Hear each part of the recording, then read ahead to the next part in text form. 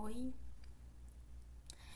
eu estava aqui estudando a Bíblia e eu estava lendo o livro de Oséias e estudando sobre o livro e lendo o livro. E o livro, alguns estudiosos dizem que aconteceu de fato isso com Oséias, outros dizem que não, mas sendo real ou não, é uma metáfora. A história de Oséias, o seu relacionamento com o relacionamento de Deus com Israel na época. E eu me coloquei no lugar de Israel, como sendo Israel. Então, como se esse relacionamento descrito no livro de Oséias fosse entre eu e Deus, né? E Oséias, ele foi um profeta. E em dado tempo da tua vida, Deus disse para ele que era para ele se casar com uma prostituta. Ele então se casou com uma prostituta e teve 3 filhos dessa prostituta. E um tempo depois do casamento, essa prostituta, a mulher dele, ela largou ele e voltou para o mundo da prostituição. E Deus disse para Oséias que era para ele voltar lá e tirar ela de lá novamente. E Oséias fez isso. E essa é uma metáfora que Deus fez, porque aquele período a prostituição fazia parte dos cultos pagãos e era isso que o povo de Deus estava fazendo. Eles estavam se corrompendo ao paganismo, né, à adoração de outros deuses, enfim. Então Deus estava dizendo para o seu povo: eu escolhi vocês, Israel, como minha noiva. Eu quis ter vocês como minha noiva. E vocês me traíram, me trocaram por outros deuses, se prostituíram a outros deuses, a outros homens. Mas eu quero vocês de volta. Eu quero ter vocês de volta. Da mesma forma que Oséias foi e buscou a sua esposa daquele lugar, né? A gente pode imaginar quão ruim é esse lugar. E Deus disse ao povo: eu quero a minha nação de volta, eu quero vocês de volta. E isso me fez assim, me colocou, por isso que eu disse que eu me coloquei muito no lugar de Israel, porque eu era uma pecadora. Nós, como seres humanos, nós nascemos no pecado. A humanidade nasceu pecando. Nós nascemos na prostituição. Essa prostituição que nos fere, que nos suja, que nos machuca. Mas em dado momento da nossa vida, Deus nos pega e Ele diz: o seu passado eu não me lembro mais, o que você fez não me importa mais. E aí então a gente vive aquela lua de mel, né? A gente conhece isso como o primeiro amor, muitas pessoas falam do primeiro amor e tudo mais.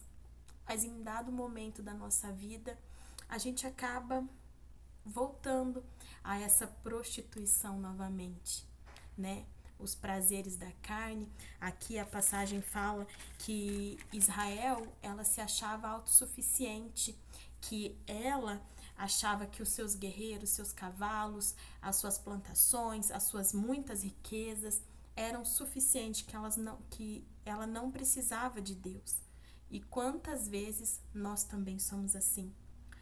A gente lembra de Deus quando tá lá embaixo, mas quando a gente sobe, a gente esquece de Deus, né? Hoje em dia é muito fácil a gente se prostituir em coisas do mundo. É muito fácil a gente prostituir o nosso tempo, né?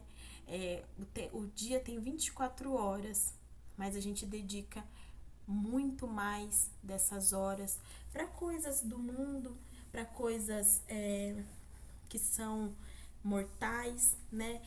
Coisas humanas, né? As nossas preocupações, os nossos problemas. E a gente esquece de Deus.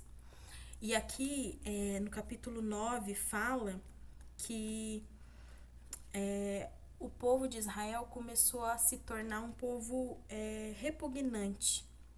E, além de ser repugnante, eles começaram a se tornar parecidos com o que eles estavam fazendo.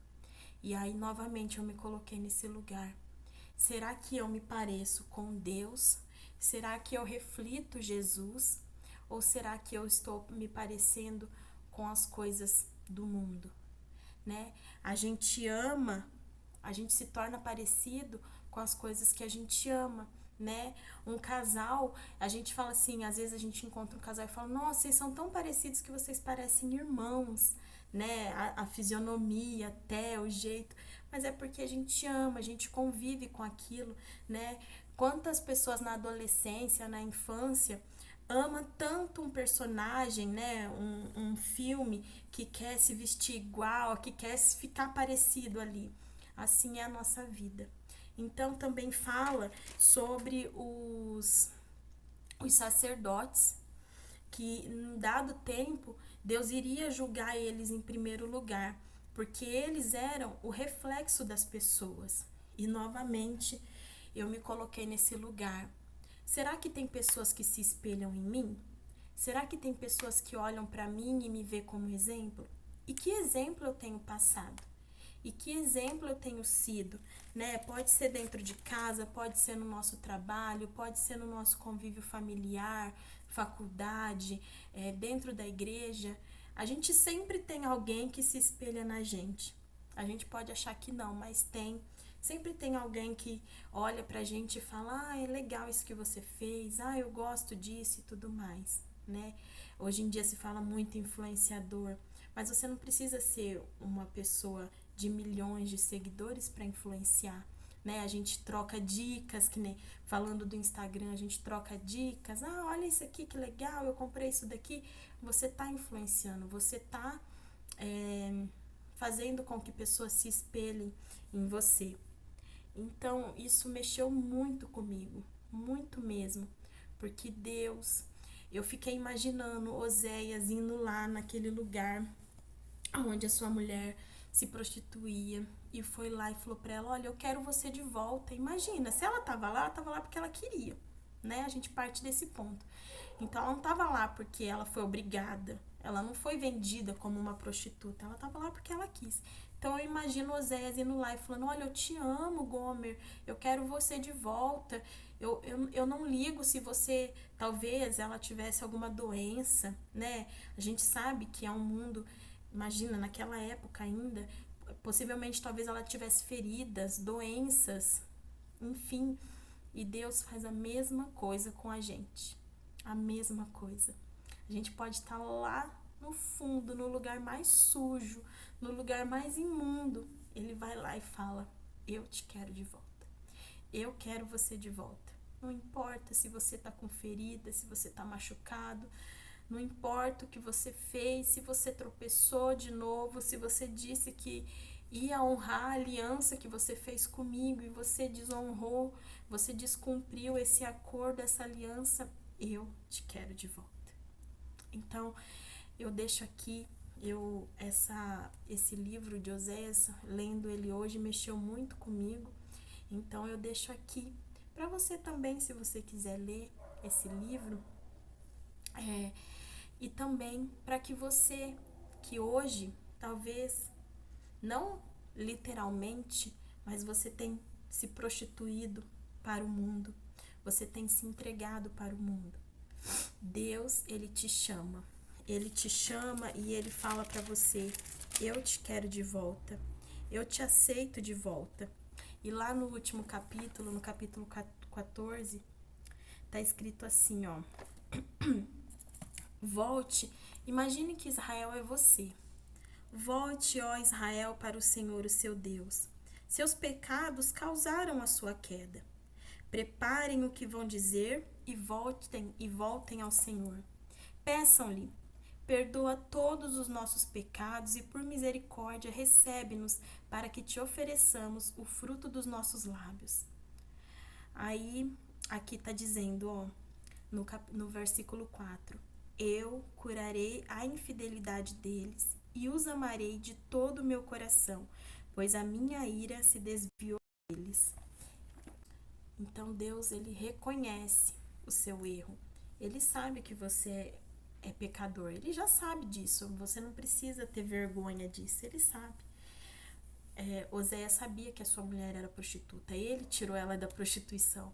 Mas ainda assim Deus te quer. Ainda assim ele te olha e te fala: filho, eu te amo, eu te quero do meu lado. E só assim então eu te perdoarei, eu sararei as suas feridas, eu curarei daquilo que o mundo causou na sua alma, no seu corpo físico. Não me importa. Eu quero somente você.